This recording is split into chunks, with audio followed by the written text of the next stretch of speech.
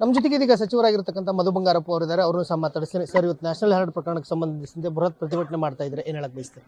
National Herald ಒಂದೇ ಅಲ್ಲ, ಇವತ್ತು ಬಿಜೆಪಿಯ ಕೆಟ್ಟ ನೀತಿ ಏನಿದೆ, ಮನ್ರೇಗಾಗೆ ಹೆಸರು ಬದಲಾವಣೆ ಮಾಡ್ತಕ್ಕಂಥದ್ದಾಗಲಿ, ದ್ವೇಷದ ವಿಂಡಿಕ್ಟಿವ್ ರಾಜಕಾರಣ ಏನಿದೆ ಅದ್ರ ವಿರುದ್ಧವಾಗಿದೆ. ಇದು ಬಹಳ ಮಿತಿ ಮೀರಿ ಹೋಗ್ತಕ್ಕಂಥದ್ದು. ಮಹಾತ್ಮ ಗಾಂಧಿ ಅವರ ಹೆಸರನ್ನ ಚೇಂಜ್ ಮಾಡತಕ್ಕಂಥ ಧೈರ್ಯ ಇವರಿಗಿದೆ ಅಂತ ಹೇಳಿದರೆ, ನಮಗೆ ಸ್ವಾತಂತ್ರ್ಯ ಕೊಟ್ಟಿರ್ತಕ್ಕಂಥ ಆ ವ್ಯಕ್ತಿಯ ಏನು ಮುಂಚೂಣಿಯಲ್ಲಿ ತಗೊಂಡಿದ್ರು, ಆ ಸಂದರ್ಭದಲ್ಲಿ ಅಹಿಂಸೆಯನ್ನು ತಗೊಂಡಿದ್ರು.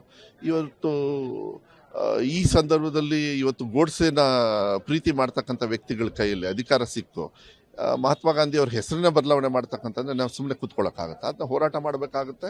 ನಮ್ಮ ಗೌರವನ, ನಮ್ಮ ದೇಶದ ಗೌರವನ, ಎಂಥ ಮಹಾನ್ ವ್ಯಕ್ತಿಯನ್ನ ಹೆಸರನ್ನ ಉಳಿಸ್ಕೊಂಡಿರ್ತಕ್ಕಂಥ ಕೆಲಸವನ್ನ ನಾವು ಮಾಡಬೇಕಾಗುತ್ತೆ. ನಾವು ಮಾಡ್ತೀವಿ. ಅಧಿಕಾರ ದುರ್ಬಳಕೆ ಮಾಡ್ಕೋತಾ ಇದೆಯಾ ಕೇಂದ್ರ ಸರ್ಕಾರ? ಮತ್ತೆ ಇನ್ನೇನು ಕಾಣಿಸ್ತಾ ಇದೆ? ಅಧಿಕಾರ ದುರ್ಬಳಕೆನ ಅವ್ರು ಏನು ಮಾಡ್ತಾರೆ ಅಂತ ಹೇಳಿದರೆ, ಯಾರಾದರೂ ಕಳಂಕ ಇತ್ತು ಅಂದರೆ ಅವ್ರನ್ನ ವಾಷಿಂಗ್ ಮಿಷಿನಿಗೆ ಹಾಕ್ಬಿಟ್ರೆ ಸಾಕು, ಎಲ್ಲ ಕ್ಲೀನಾಗಿ ಬಂದ್ಬಿಡ್ತಾರೆ. ಅಂಥ ವ್ಯವಸ್ಥೆ ಇಟ್ಕೊಂಡಾರೆ ಬಿಜೆಪಿಯವರು. ಅಂಥದ್ದನ್ನ ವ್ಯವಸ್ಥೆನ ನಾವು ನಿಲ್ಲಿಸ್ಬೇಕಾಗತ್ತೆ, ಖಂಡನೆ ಮಾಡಬೇಕಾಗತ್ತೆ. ಈ ಹೋರಾಟವನ್ನು ಭಾಳ ದೊಡ್ಡ ಮಟ್ಟದಲ್ಲಿ ಸಾಮಾನ್ಯ ಜನರ ಜೊತೆಗಳು ತೊಗೊಂಡು ಹೋಗ್ತಕ್ಕಂಥದ್ದು ಒಳ್ಳೆಯದು. ಇಲ್ಲಾಂದರೆ ಬಾಬಾ ಸಾಹೇಬ್ ಅಂಬೇಡ್ಕರ್ ಅವರ ಪ್ರಜಾಪ್ರಭುತ್ವಕ್ಕೆ ಧಕ್ಕೆ ತರ್ತಕ್ಕಂಥದ್ದು ವ್ಯವಸ್ಥೆ ಆಗುತ್ತೆ. ಅದನ್ನು ಯಾವುದೇ ಕಾರಣಕ್ಕೂ ನಾವು ಮಾಡೋಕ್ಕೆ ಬಿಡಬಾರ್ದು ಅಂತ ಹೇಳಿ ನಾನು. ನ್ಯಾಷನಲ್ ಹೆರಾಲ್ಡ್ ಪ್ರಕರಣದಲ್ಲಿ ನ್ಯಾಯಾಲಯ ಚಾಟಿಯನ್ನು ಬೀಸಿರುವಂಥದ್ದು ಸರ್. ನ್ಯಾಷನಲ್ ಹೆರಾಲ್ಡ್ ಪ್ರಕರಣದಲ್ಲಿ ನ್ಯಾಯಾಲಯ ಸರ್ಕಾರದ ವಿರುದ್ಧ ಚಾಟಿಯನ್ನು ಬೀಸಿರುವಂಥದ್ದು.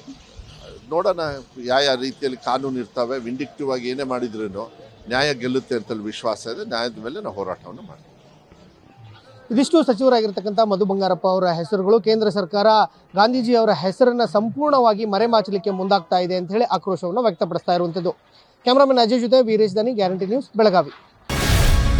ಗ್ಯಾರಂಟಿ ನ್ಯೂಸ್, ಸುದ್ದಿ ಖಚಿತ, ನ್ಯಾಯ ನಿಶ್ಚಿತ.